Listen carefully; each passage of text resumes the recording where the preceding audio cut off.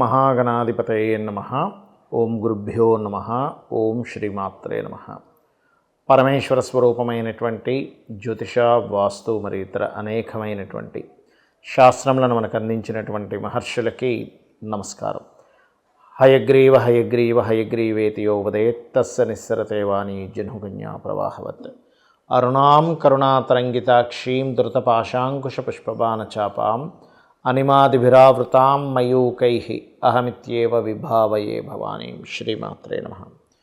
ప్రేక్షకులకి ఆ లలితాంబిక అమ్మవారి యొక్క అనుగ్రహం పరిపూర్ణంగా కలగాలని మనస్ఫూర్తిగా కోరుకుంటూ మనం ఈరోజు చెప్పుకోబోయేటువంటిది ఈ వార ఫలితాల్లో 9వ తేదీ నుంచి 15వ తేదీ వరకు ఈ గ్రహస్థితి ఎలా ఉంది. ఈ వారం చూసుకున్నట్లయితే చంద్రుడు ప్రధానంగా మనకి మిథునం నుంచి కన్యారాశి వరకు సంచరిస్తాడు. అదేవిధంగా మిథునంలో కుజుడు, కన్యలో కేతువు, రవి శనులు కుంభరాశిలో ఉంటూ శని కంప్లీట్ కంబస్ట్ స్టేజ్లో ఉన్నాడు. అంటే అస్తంగత్వ దోషము అంటారు. చాలా క్లోజ్ డిగ్రీస్లో ఉన్నారు ఇద్దరు కూడా. అలాగే రాహు, బుధుడు, శుక్రుడు మీనంలో ఉంటూ శుక్రుడు వక్రించున్నాడు. ఇది బాగా గుర్తుపెట్టుకోండి. అదేవిధంగా మీకు గురువు వృషభ రాశిలో ఉన్నాడు. ఈ యొక్క గ్రహస్థితిని అనుసరించి ద్వాదశ లగ్నాల వారికి ఏ విధంగా ఉండబోతుంది ఈ వారం. అందులోనే ప్రధానంగా ఇక్కడ మనకి శని కంబస్ట్ కాబట్టి ప్రత్యేకంగా శని కంబస్ట్ మీద మనం దృష్టి పెట్టుకోవాలి.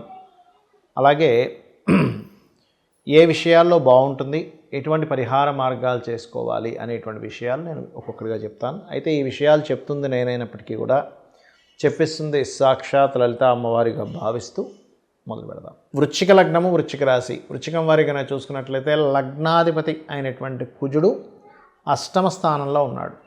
ఎప్పుడైతే అష్టమ స్థానంలో ఉండి అతను 3వ స్థానమైనటువంటి పరాక్రమ స్థానాన్ని చూస్తాడో, కుజుడికి ఉండేటువంటి ప్రత్యేకత ఏమిటంటే అలా ఉన్నప్పుడు పరాక్రమం, ధైర్యము ఎక్కువ పెంచుతాడు. 3వ స్థానాన్ని కుజుడు చూస్తున్నప్పుడు అంటే వేటి మీద అంటే శత్రువులపైన లేదా స్పోర్ట్స్ రంగాల్లో కలిసి రావడం ఇటువంటివి జరుగుతాయి. రెండవ అధిపతి సప్తమ స్థానంలో ఉన్నందుకు గురువు విదేశీ ధనయోగము, బయట దేశాలకు వెళ్ళి సంపాదించాలి లేదా ఇంపోర్ట్ ఎక్స్పోర్ట్ రూపంలో బాగా సంపాదించాలనుకునేటువంటి వారికి ఇది సరైనటువంటి గ్రహస్థితి ఉంది చెప్పాలంటే. కాకపోతే 3, 4 అధిపతి అయినటువంటి శని 4వ స్థానంలో కంబస్ట్ అయినందుకు కొన్ని నిగూఢమైనటువంటి విద్యలు నేర్చుకోవడానికి వెళ్ళేటప్పుడు 1కి 4 సార్లు ఆ నేర్పేటువంటి గురువు సరైన వ్యక్తా కాదా అనేటువంటిది, అతనికి విద్యలు వచ్చా రాదా. నేను చాలామందిని చూస్తుంటాను కొన్ని సాధన సంబంధించిన విద్యల్లో వాళ్ళు ఎవరినో నమ్ముకొని కొన్ని సంవత్సరాల పాటు జర్నీ చేస్తారు. తీరాల్సి వాళ్ళకి ఏం నేర్పించరు అవతల వాళ్ళు. చాలా కారణాలు నేర్పించకపోవడానికి, వాళ్ళు ఎలిజిబుల్ కాకపోయినా నేర్పించరు కొంతమంది ఊరికనే తెప్పించుకుంటుంటారు. కాబట్టి ఇటువంటి విషయాల్లో కొంత జాగ్రత్తగా ఉండండి. ఇంకోటి ఏంటంటే సాధనా స్థానం బుధుడు రాహుతో కలిసినాడు. ఇలాంటప్పుడు సాత్వికంగా దైవికమైనటువంటి వదిలేసి కొంచెం వేరే రకమైన సాధనలు చేస్తూ ఉంటారు కొన్ని పద్ధతుల్లో. అటువంటి పొరపాటును కూడా వృశ్చిక లగ్నము లేదా వృశ్చిక రాశి వారు ఇప్పుడు ఆచరించడం అంటే శ్రేయస్కరం కాదు. బుధుడు మంత్రానికి కారకుడు, ఆయన నీచబడి రాహుతో ఉన్నాడు. చాలా డేంజరస్ టైం ఇది అట్లాంటివి ఆచరించేటప్పుడు. ఎందుకంటే దేవతా సంబంధించినటువంటి బలం లేకుండా వాటి జోలికి వెళ్ళకూడదు. కొంతమంది చేస్తుంటారు ఏవో పిశాచ సాధనలు ఇట్లాంటివి. అటువంటి వాటి విషయాల్లో చాలా జాగ్రత్తగా ఉండాలి. అలాగే మరొక విషయం ఏంటంటే ఇక్కడ పంచమం అనేటువంటి షేర్ మార్కెట్ని, సంతానాన్ని కూడా చూపిస్తుంది, ప్రేమ వ్యవహారాలు కూడా చూపిస్తుంది. కాబట్టి ప్రేమ వ్యవహారాల విషయంలో చాలా జాగ్రత్తగా ఉండాలి. రాజకీయ నిర్ణయాల విషయంలో కాస్త జాగ్రత్తగా ఉండాలి. మరియు సాధనా విషయాల్లోని, సంతానాన్ని పొందేటువంటి అంశాల్లోని షేర్ మార్కెట్, ఈ 5 విషయాల్లో ముఖ్యంగా జాగ్రత్తగా ఉంటున్నట్లయితే ఇంపోర్ట్ ఎక్స్పోర్ట్ అండ్ విదేశీ మూలకంగా ధనయోగం ఉందని మనం ఆల్రెడీ చెప్పుకున్నాం. ఇక మీరు నిత్యము చేయవలసినటువంటి దేవతారాధన బుధ, రాహు గ్రహాల దగ్గర దీపారాధన చేయండి. వీలైతే పెసలు దానంగా ఇవ్వండి. దానివల్ల మీరు రాంగ్ డెసిషన్స్ తీసుకోకుండా ఉంటారు. దుర్గానామాన్ని, దత్తాత్రేయుణ్ణి స్మరించండి. అన్ని విధాలా మీకు బాగుంటుంది. మరి జాతకము లేదు అంటే వాళ్ళ date of birth, time of birth, place of birth లేనప్పుడు వాళ్ళు ఏ లగ్నంలో జన్మించారు, వారు జన్మించినప్పుడు ఉన్న లగ్నం, వారు జన్మించినప్పుడు ఉన్నటువంటి నక్షత్రము, వారు జన్మించినప్పుడు ఉన్నటువంటి గ్రహస్థితి ఏమిటో తెలియదు చాలామందికి. మరి అటువంటి వారు ఈ శని కంబస్ట్ అవుతున్నందుకు ఏ విషయాల్లో జాగ్రత్తగా ఉండాలి. ప్రధానంగా శని లాభస్థానంలో కుంభరాశిలో కంబస్ట్ అవుతున్నాడు. కాబట్టి నేను చెప్పేది ఒకటే, ఏదైనా వృత్తి వ్యాపార సంబంధించినటువంటి విషయాలలో కాస్త జాగ్రత్తగా ఉండండి. అంటే ఈ విషయాల్లో నేను ఈ వృత్తి విషయంలో, ఈ వ్యాపార విషయంలో అగ్రిమెంట్ చేసి నేను ఇరుక్కుంటానా అనుకునేటువంటి అంశాల్లో ప్రధానంగా జాతకం ఉన్నా లేకపోయినా ఈ విషయాల్లో అందరూ జాగ్రత్తగా ఉండాలి. ఒకటి. రెండవది, ఈ బుధుడు కూడా చూసుకున్నట్లయితే శుక్రుడు పక్కకు పోయి బుధుడు సింగిల్గా నీచబడి ఉన్నాడు రాహుతో కలిసి. అలాంటప్పుడు ఏమవుతుందంటే షేర్ మార్కెట్ రిలేటెడ్ సంబంధించినటువంటి అంశాల్లో ఫ్లక్చువేషన్స్ ఎక్కువగా వస్తాయి. అంటే ఇప్పుడే ఇంకేముంది పెరుగుతుందని సరే డౌన్ అవుతుంది, డౌన్ అయిపోతుంది కదా అనేసరి విపరీతంగా పెరుగుతూ ఉంటుంది. బికాజ్ ఆఫ్ బుధుడు షేర్ మార్కెట్కి కారకుడు, గుర్తుపెట్టుకోండి. సో షేర్ మార్కెట్కి కారకుడు ఎప్పుడైతే బుధుడు నీచంలో ఉన్నాడో అది అటువంటి ఫలితాలు ఎక్కువగా ఇస్తూ ఉంటుంది, గుర్తుపెట్టుకోండి. అలాగే మరొక విషయం ఏంటంటే ఈ విదేశాలకు వెళ్ళి చదువుకుందామని కొంతమందిని అంటే జెన్యూన్ కన్సల్టెన్సీస్ ఉంటాయి, దానివల్ల ఎటువంటి ఇబ్బంది ఏమి ఉండదు. జెన్యూన్ కన్సల్టెన్సీస్ కాకుండా మోసం చేయడమే పనిగా పెట్టుకొని చేసేటువంటి కొన్ని మీడియేటింగ్ సంస్థలు కొన్ని ఉంటాయి, మధ్యవర్తిత్వంగా ఉంటుంది. అటువంటి సంస్థలకు సంబంధించినటువంటి విషయాలలో మీరు కాస్త జాగ్రత్తగా ఉండాలి, గుర్తుపెట్టుకోండి. ఎందుకంటే అటువంటి వాటి వల్ల because of mercury is the mediating. Advertisement, చెడు ప్రచారాలు, అంటే బుధుడు పాడైన చెడు ప్రచారాలు, అదే బుధుడు బాగుంటే మంచి ప్రచారాలు, ఇలాంటివి ఎక్కువగా జరుగుతూ ఉంటాయి, గుర్తుపెట్టుకోండి. అదేవిధంగా కొంతవరకు ఈ శుక్రుడు వక్రించినందుకు రవిశనుల దగ్గరికి వెళ్తున్నందుకు కొంచెం ఈ సినిమా ఫీల్డ్, క్రియేటివ్ ఫీల్డ్ ఈ వీళ్ళకి కూడా కొంత ఇబ్బంది అనేది వస్తూ ఉంటుంది, కొంచెం చూసుకోవాలి. బికాజ్ ఆఫ్ ఈ బుధరాహు పక్క నుంచి పక్కకు వెళ్ళిపోయేటువంటి కాంబినేషన్ నడుస్తుంది శుక్రుడికి, కాబట్టి అదొకటి గుర్తుపెట్టుకోండి.